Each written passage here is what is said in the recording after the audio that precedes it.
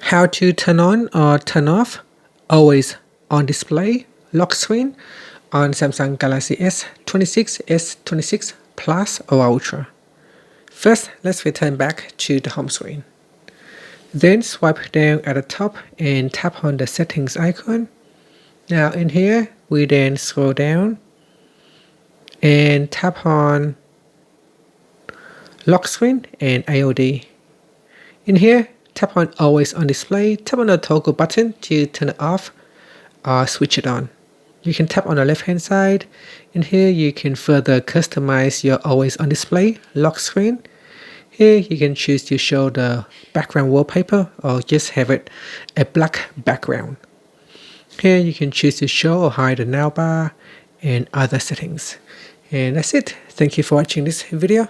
If you find it helpful, please like and subscribe to my channel for more videos.